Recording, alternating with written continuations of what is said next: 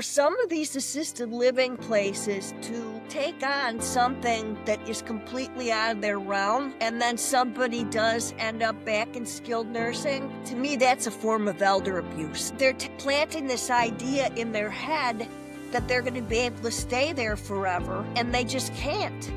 What if families had someone on their side, not the community's? Someone who could help them avoid the biggest mistakes when choosing senior living. Today's guest built her entire business around that mission.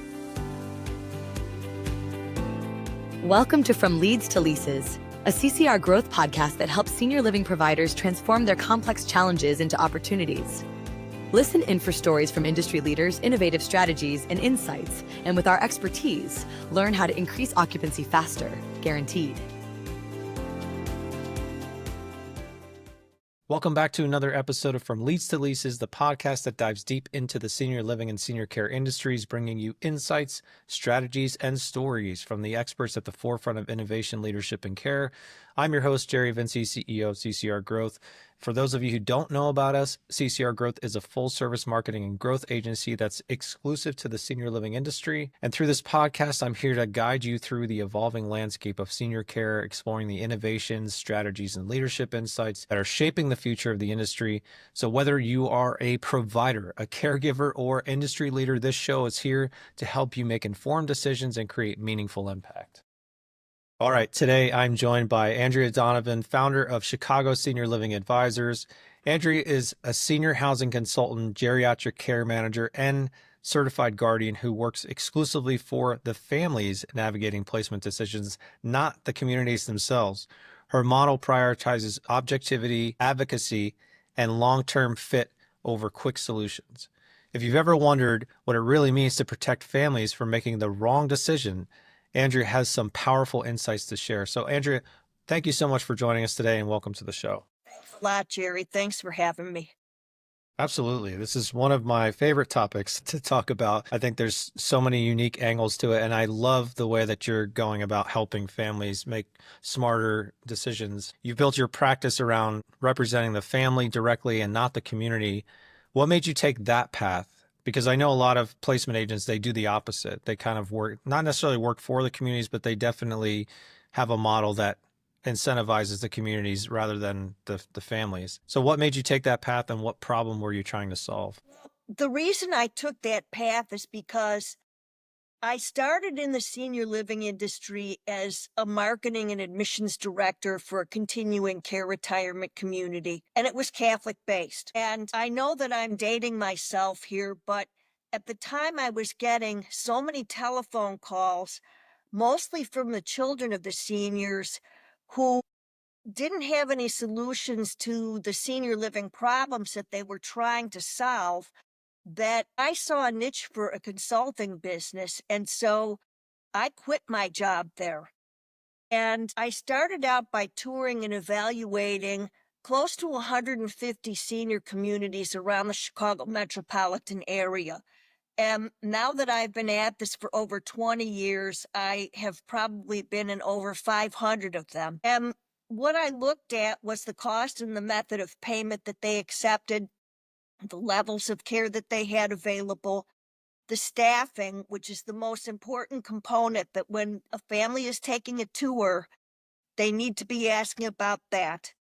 And then I took copies of the transportation schedules, the activity schedules, and I also tasted the food at all of these places so that when a family calls me for my services based upon what they tell me, that their loved one can and can't do for themselves, what their financial realities are, and what their location preference happens to be, then that's how I narrow the options to 3 or 4 places that fit their big picture. And the funny thing is that when I started this business, I had no idea that some of the free agencies that are out there actually existed. I was talking to a colleague at one of the large meetings that they offer on a monthly basis for the senior living providers, and she was listening to what I was doing, and she said to me, well, that's kind of an unusual arrangement that you have. And I said, well, what do you mean? And she said, Most of the communities are compensating people like yourselves. They're not charging an hourly fee like you are. But I just felt that approaching it that way, not even knowing that there was another structure out there, was actually the correct way to do it. Because you're finding the custom made option for the person rather than just giving them a bunch of options and not some guidance. I love that. I totally agree with that methodology. I think that makes total sense. And because you're working this different system, what have you seen go wrong when families rely on free placement services that work on commission? Well, the thing is that I don't see a lot of guidance being given with regard to what the options are. I'm very detailed oriented because I spreadsheet everything for people and I select things according to the individual's needs and their finances versus just giving a bunch of options to people and sending them out to look on their own. I actually tell people, look, this is what it's going to cost you at this place. And if you're looking for a higher level of care, meaning assisted living or skilled nursing, this is their staffing ratios. And in the cases of skilled nursing, I actually tell people how they've done on their inspection from the state on an annual basis. And I tell people what they've been written up for so that people know exactly what it is that, the place is deficient in is in before they even go out to look at the organization. Yeah, that's one of the biggest things. People have no clue even where to find that information a lot of the time. So that's great that you're putting that out there up front. How do families typically respond when they realize you're working only for them? I would say that 98% of my clients hire me because I'm not being driven by a commission check that's at the end of the road. They realize that there's no financial gain for me in this whole thing and that working for them is actually a huge plus. I want to talk a little bit about the cost of the wrong fit too. I think that's something that a lot of families unfortunately experience. What are some of the most damaging mistakes families make when choosing senior living options? I would say judging a place by its aesthetics is one of the hugest mistakes that I see them making. The other thing is that they have to be alerted to the fact that the salespeople are actually commissioned most of the time. If I'm going out with a family and I'm listening to what the salesperson is telling them during a tour and I disagree with what they're saying, I stop them immediately. But I find that the biggest mistake that people make is believing that if they've got somebody who's got a complex medical situation, a lot of these assisted living communities have absorbed what the skilled nursing communities used to do, and they truthfully aren't equipped to handle anything that's complicated. I know last time we spoke too, you were telling me how you specialize in these complex cases. What makes a case complex and what makes you equipped to handle something like that? Okay, so since I've been doing this for 20 years, there's no book of knowledge, about handling cases that are complex. I kind of just learned how to do it as I went along. But as I had shared with you once before, I was working with a couple. The gentleman had had 3 kidney transplants, and his wife was getting to a point where she truthfully needed to be in a memory care unit. And they lived in a well-to-do suburb in northern Illinois, and they needed to move because he was in a skilled community due to the issues with this kidney transplant. And he was very prone to UTIs, and I was seeing him get sick constantly. So I was hired on as their care manager because with her memory issues, she really wasn't capable of handling everything that he needed to have done for him. So in a conversation that I was having with his urologist, the urologist told me, hey, he's got 3 kidneys right now. and the third kidney that he has is not functioning at all. So it would be much better if that kidney were removed and he could just function with the two kidneys that he's still got left in his body. So they took that kidney out, and I basically arranged for everything from the pre-surgery to talking, with his doctors to even picking up the body wash that he needed to do the night before the surgery. So after the surgery was completed, he actually came out of it very well. And I noticed he really wasn't prone to the UTIs anymore. So he hated the skilled nursing community that he was in. Of course, you never meet somebody who's in skilled nursing that says, I Yeah. love it here. Excited about it. Yeah. So he begged me to move him into assisted living.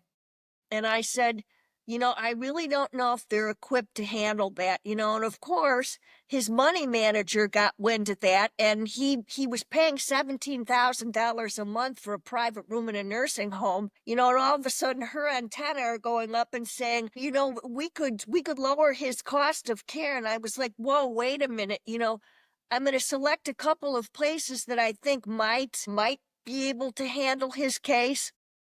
So I went ahead and I made a spreadsheet of the organizations that did a lot of heavy hands-on care, but they were also communities that had a skilled nursing component within their system. So I was recommending that they go to a CCRC.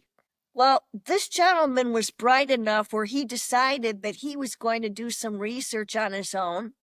And he found an assisted living community that was in his neighborhood. And he said, I want you to check this one out. And I said, well, this is going to be a big problem because they have no skilled nursing there. So if you need that at some point, you're going to end up right back here. And I said, plus your wife is going to need memory care. They don't have that either. So I did everything under the sun to make them understand that it just wasn't a good move for them. But of course, the care was just a huge amount less than what he was paying. And so by the pressure that I got from the money manager and from the members of his family, I said, well, okay, you can try this. However, I'm telling you right now that in the long run, this is not going to work for you. So we went on a tour of this place. The nurse was present who oversaw the assisted living portion of the community, and she said, yes, we can deliver his medications on time, which is a huge component of his moving there because he was on one particular medication that has to be delivered exactly at 4 different times during the day. And while they assured us that they could do that, what happened in reality was something that was completely different. We were also told during this tour that there was a nurse there 24 hours. I found out after the fact that the nurse was on call 24 hours, even though I said, is there a nurse here physically 24 hours a day? And they said yes. Wow. So ultimately, this move lasted all of about 4 months, and there was an expenditure made not only in moving all of their furniture to this place, and getting it whipped into shape so that it was livable for them. And his wife was getting continuously worse with the memory issues. And they would not take her into assisted living. They told me point blank they did not want the liability for her. So between that and during their last month there were 4 different trips to the emergency room with him consecutively for 4 weekends. And so what I did was when he needed to go to rehab, I sent him to the community where I felt that they should have gone to in the beginning. And then his wife had an accident where she had a suitcase fall on top of her. She was injured and she needed rehab. So I had them both transferred to the same place, and then I simply made them stay there. Wow. That's definitely complex. I can't believe all of that. And you had to facilitate all those moves. And That's got to be difficult too, being in a position where, you know what's best, you know what's best, but clients are fighting against you all the way through it. And often people end up back in skilled nursing anyways, even if they're trying to find some other solution. How common is that? You know, if I'm handling the case and it's done appropriately to begin with, it doesn't happen.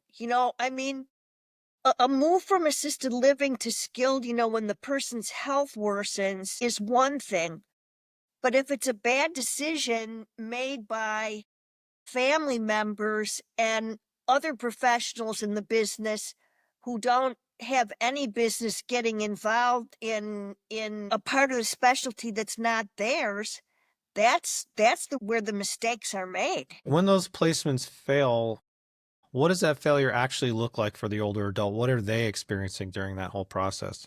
Well, all right, so when a failure like that does occur, naturally, the person who ends back in skilled nursing is angry, and a lot of times, he still blames me for leaving him there, but that's the appropriate level of care that he needs to be at. Unfortunately, all right, so he was already in skilled, and then he goes to assisted living where he couldn't be handled appropriately, and then he's back at skilled nursing.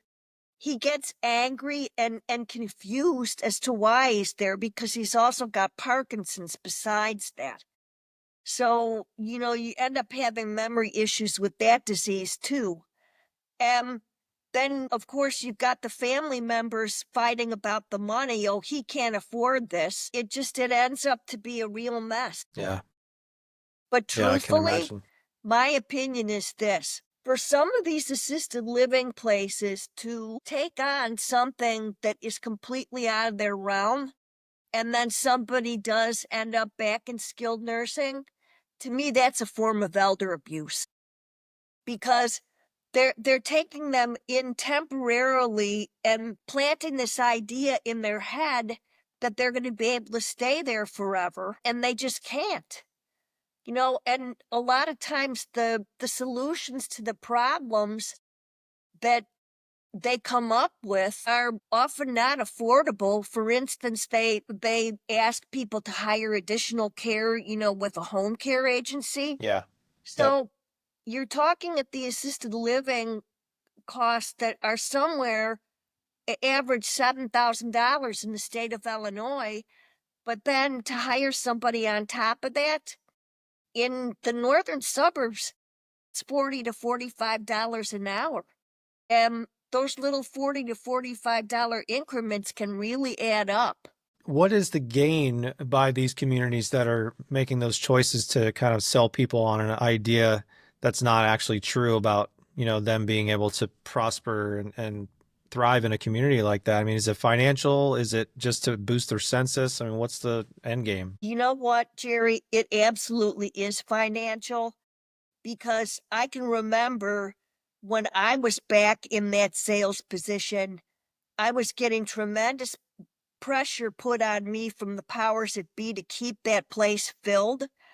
And I know that I shouldn't admit this, but there were times when they pressured me so badly that I even took things that weren't correct.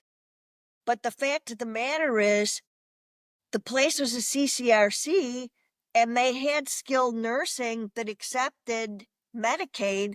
So if somebody came in and it didn't work out, they could just be placed in the skilled area. So it wasn't necessarily such a bad thing, but I can remember with it being a Catholic organization, one of the sisters there who was an administrator said to me, Andrea, she said, I know that you're under a lot of pressure from the business people from up above, but for God's sake, please exercise some common sense. Those words have always stuck with me whenever I see something like this happening. So I was on one end of the spectrum, where I had the pressure being put on me. And now, I'm kind of in the driver's seat with the family, so I can help them do exactly what's right. But then bottom line is the pressure that these corporate organizations are putting on the salespeople to keep the place filled is just, it's tremendous. Would you say that's more significant now than it was in the past? Is there more pressure now? Yes. Yes, absolutely. Because don't forget, I've been doing this for 20 years, and there weren't as many of these senior living communities out there. And now there's a memory care place popping up on every other corner.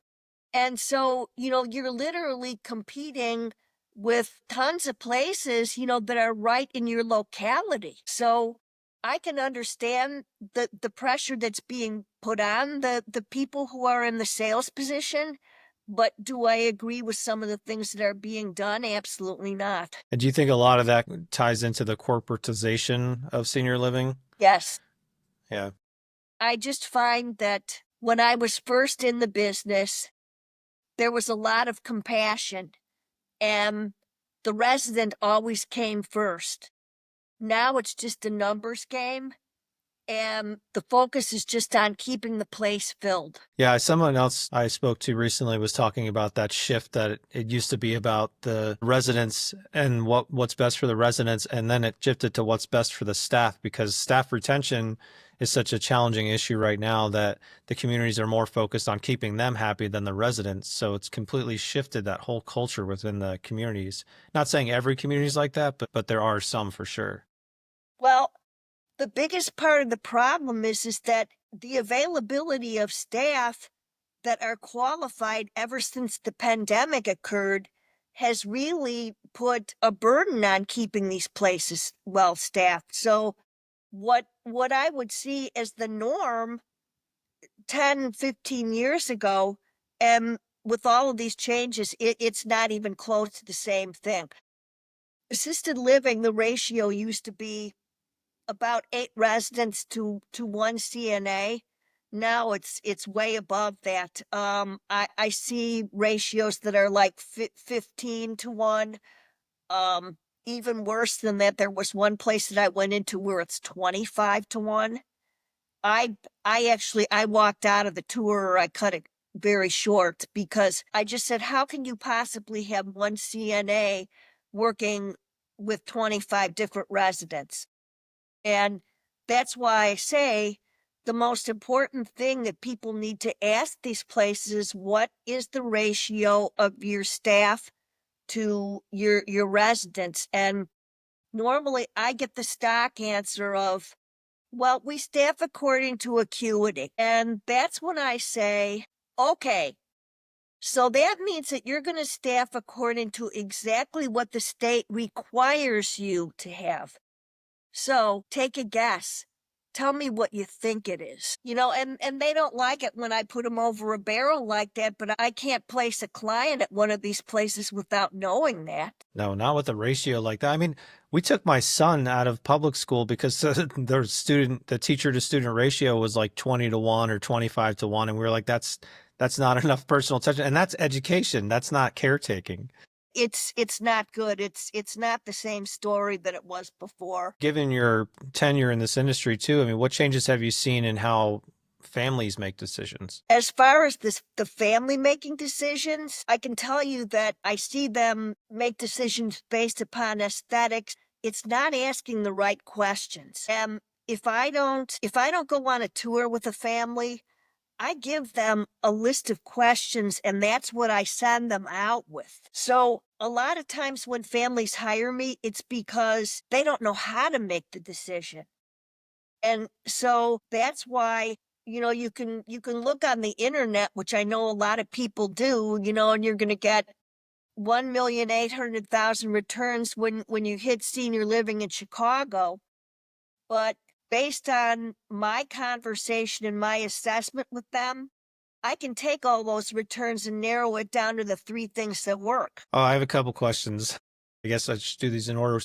What what would you say are your top 5 questions that you would give somebody as if they were going to tour on their own without you? Okay, so I tell them, all right, the staffing is one thing. When you're looking at the higher levels of care, I always say, get a copy of the activity schedules and look to see that, because don't forget your loved one is going to be moving there on a 24-hour basis. And you want to be certain that there's going to be something that keeps them involved and something that's social. I always tell people that they've got to eat the food beforehand. And the reason that you're going to laugh, when I tell you this story, but I actually had a client who called me and said, Andrea, I've already put a deposit down on this one place, but I have to tell you the food's rotten. And I said, well, I can tell you right now, that's a reason for not going there. I said, were you there for a special event? Or were you there on a day where they're just serving whatever they're giving to the residents? So he says to me, well, I was there on a day where it was a special event. I said, you can't do that. I said, go back there and just go on a day for whether you're going to get the regular food and you get a chance to actually talk with the other people who live there, because you want to know if those are going to be the people who you want to spend the rest of your life with. So he goes back and he does that, and he says the food was still rotten. So I said to him, you're not going there. I said, here's their biggest competitor. I said, I'll set up an appointment for a tour there and you're going to go and have lunch. Well, they went and he absolutely loved it. And so he ended up pulling his deposit from one place, and giving it to the other. And of course, the other place found out my name was Mud after that, but I don't really care because I don't work for them. Yeah. But that's important. The other important thing, this isn't necessarily a question. Well, it is a question. You need to ask if somebody can take a trial stay there. And the reason that I tell people to do that is because that gives you an opportunity to see what goes on a daily basis. And like I mentioned before, see if the other residents there are the people that you want to spend the rest of your life with. Do you think that you can adjust to a place that might be smaller than where you're living? And I always tell people, don't go there for less than a month. I said, because a week is not going to tell you the story of what the big picture is going to be. You have to go for at least a month. I also tell people this: when somebody is giving you a tour, you need to analyze how that person is treating you. And I'm talking about the admissions director, because if they're not treating you with warmth and compassion during that tour, that's a reflection of what's going to go on for the rest of the person's stay there. And I always tell people that when they're touring a continuing care retirement community, that even though you might be going in at independent living, you need to go into the assisted living area, and you need to go into the skilled area and the memory care so that you can see where you might eventually end up, because there should be no surprises there. Those are great questions, insights for sure. One of the other things you mentioned too, you were saying how there's like a memory care community popping up on every corner, which I agree with. How do you think communities should be differentiating themselves? Because I feel a lot of decisions nowadays are price driven. Well, there's a memory care here and it's $8,000 a month. This one's $7,500 a month. We're going to go with this one. What should be the real motivating factor that people are looking at when evaluating these communities? Well, all right. So with memory care, most of the time, unless a place offers multiple levels of memory care, they are locked units. So one of the first things that I look at, besides the staffing, which I keep on going back to, is how many out trips they have on a weekly basis, i.e., do they own a bus, and are they taking the people out on trips, even if it is a ride or a trip out to a lake or something like that. I'm not a big believer in just having somebody locked up in a unit. To me, that's very tough. And this goes back to the important things that you should be asking. When I suspect that there's an issue with the place, I always walk in at very odd hours. Like my former boss used to be a master at walking into the skilled nursing area after midnight or 1 o'clock in the morning. I've shown up at places at very bizarre hours just to see what's going on. But that's if my client's already there as a resident. You were asking, you've got to make sure that what they're telling you just isn't a line. Because truthfully, a lot of these places just remind me of big warehouses, and they're really not doing anything. When I ask them, well, what are you doing to differentiate yourself between your competition? They really can't answer me. Scary. I see that a lot in my field, marketing. We're constantly doing competitor analysis between the communities we help manage and the ones that are up against them in the market. And it's pretty daunting how few actually do anything to differentiate themselves. Even in memory care, a lot of them don't have a memory care program that they roll out. If you ask them, oh, do you have memory? They're like, yeah, we have memory care, but what does that entail? What does the program look like? Can you describe it? And they really don't have much to go on to sell you on it. So that's kind of scary. A decent memory care place is going to have a very structured schedule so that they've got the residents involved in activities from the minute that they get up until the minute that they go to bed at night. And a lot of that doesn't really exist anymore. There's a major activity at sometimes at 10, sometimes at 2, but I don't really see them doing a good job at differentiating themselves at all. I hope the answer to this question is yes, but do you think most operators really understand how emotional and high stakes these decisions are for families? If it's somebody who has come up through the ranks and understands, maybe they started out as the activity director and then eventually, move through the system until they're the executive director. Yes, then I absolutely do understand. But what I'm finding is that a lot of the senior living organizations are business people from outside of the industry. So that they're kind of saying, well, by our calculation, the admissions people should be doing X number of tours on a day in order to be successful. And whereas the admissions people used to be very involved in not only introducing that person on the first tour, but they would help them eventually move in and kind of assist in acclimating the individual into getting settled there. Now that's all kind of changed. And one of the salespeople at one of the what I consider to be the better organizations has been telling me that things have been changing and the responsibilities of her helping that person to adjust have totally been taken away from her.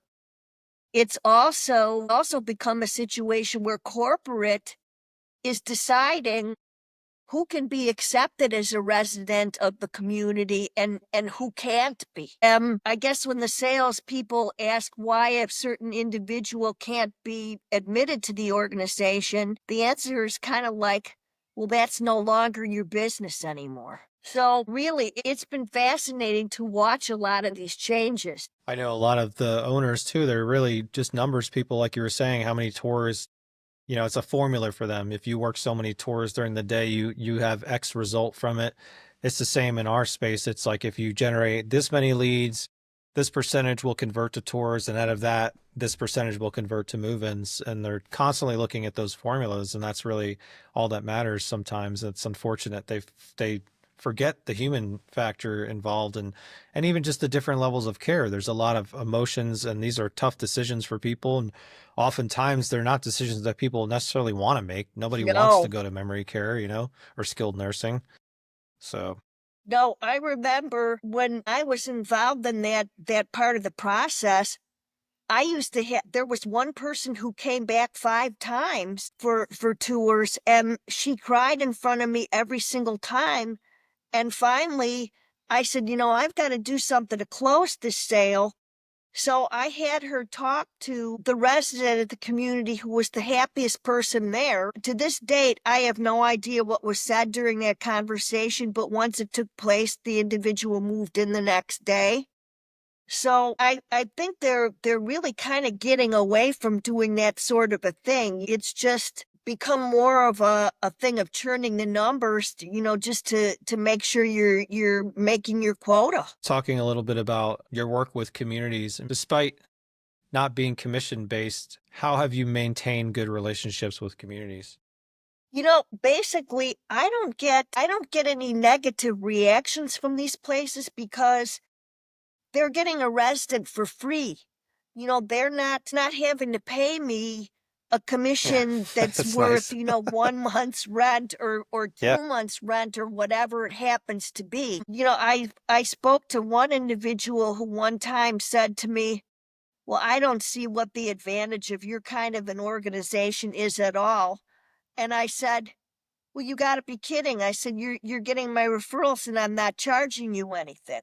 So that's about the only negative reaction that I've ever gotten. However, some of the salespeople at the different communities had told me that they like the free organizations because they're being incented by paying a commission. So I've heard both sides of the story.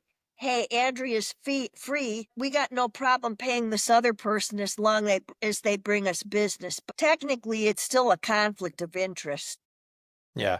Yeah. I would agree with that. What would you like to see change about how communities view professionals like you who advocate from the outside? I'd like to see them view somebody like me as giving them a prospect that has been vetted so that it's all the much easier for them to accept that person to the level of care that I'm recommending for them. To me, since I'm so meticulous about seeing that person and getting their medical history and knowing what their finances are, and I always refer my clients to places where they hopefully would never have to move again, that they would see somebody like me as being an asset because I've already done a lot of the work for them. So I've given them a prospect that's already been vetted. So I would think viewing somebody like me would be a positive, versus some of the other organizations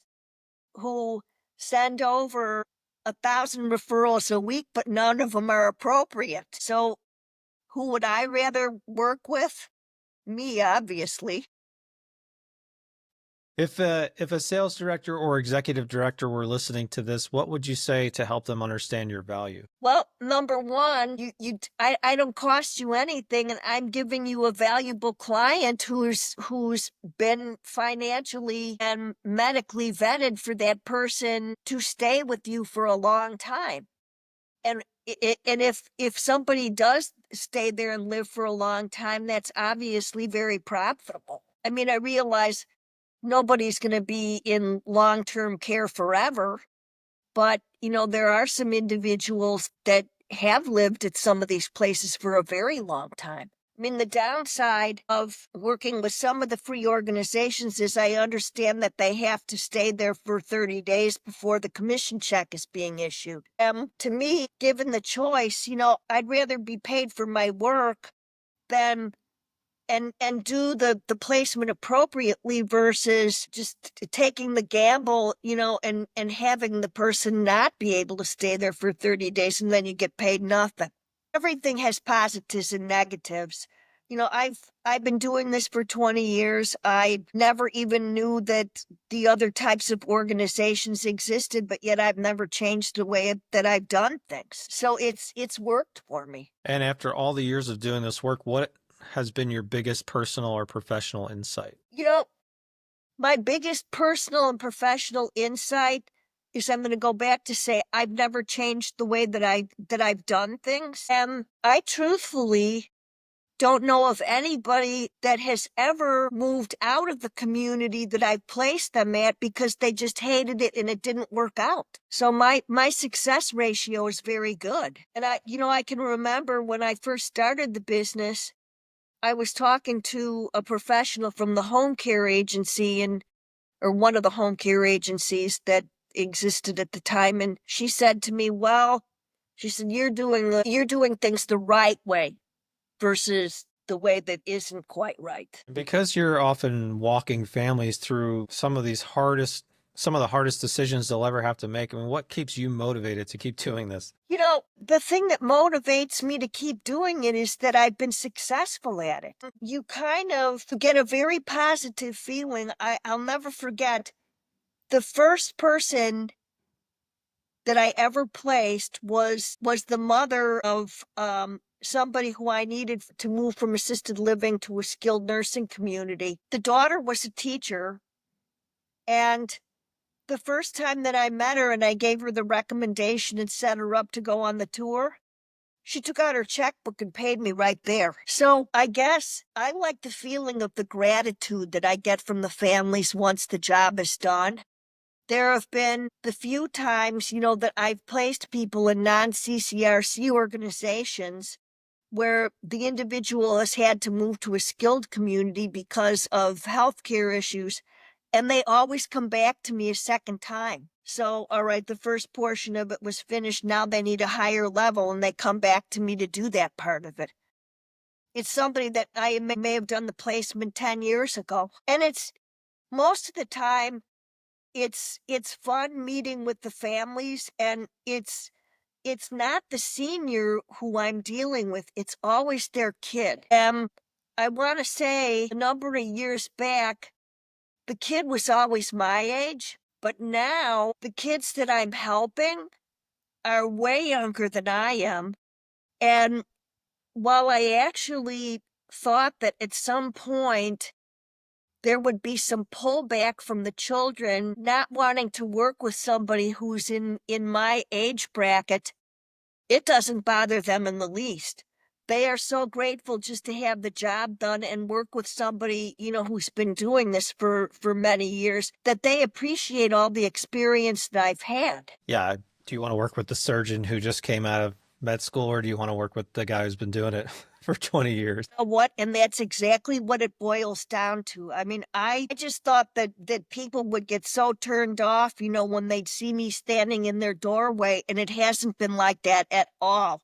As a matter of fact, I'm finding that the older that I get, the more appreciative people are. I have kind of a different sense of the whole big picture now, because you have to think of your own future and what you think would be right for you. And so I have a certain sensitivity that I can share with those families. Andrew, my last question for you. What kind of impact do you hope your work leaves behind for the industry? I actually hope that there are going to be individuals who will have a business model that will be very close to mine. Use a little bit of imagination and help people. Don't be afraid to get out there and speak your mind when you feel that something isn't right, when it's involved with a decision like this that's so important.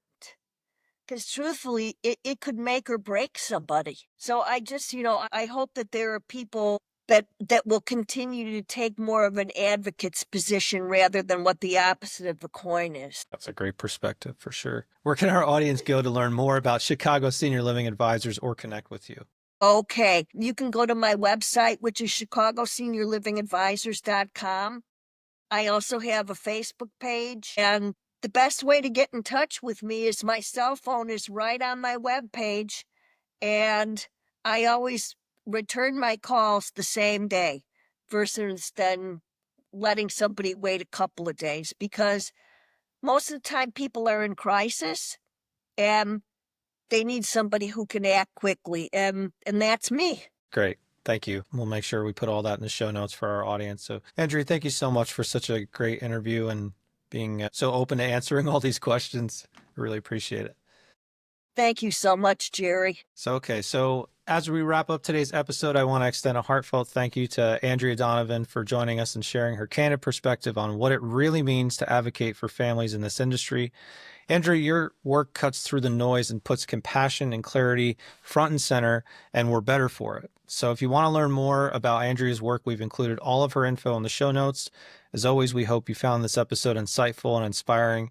Don't forget to subscribe to our podcast on your favorite platform and stay tuned for more episodes where we continue to explore the evolving world of senior care, covering everything from innovative care models and leadership strategies to family support, technology, and the future of aging. Also, remember that From Leads to Leases isn't just an audio experience, we're also a video podcast. So if you want to see the video versions of our episodes like the one here with Andrea, make sure to subscribe to our YouTube or Spotify channels. I'm Jerry Vinci, CEO of CCR Growth. Thank you for joining us on From Leads to Leases, and please like, subscribe, and share this episode with anyone who might find it useful. I'm truly grateful for your time and attention. Until next time, lead with strategy and with heart. Chat with you again soon. Thanks, Andrea. Thanks, Jerry. Thanks for listening to From Leads to Leases. Are you ready to fill your rooms faster and increase occupancy? Visit ccrgrowth.com to learn about our Senior Growth Innovation Suite, a proven system to generate highly qualified, tour-ready leads, accelerate sales, and reduce acquisition costs. Let's connect and turn your challenges into opportunities. See you next time.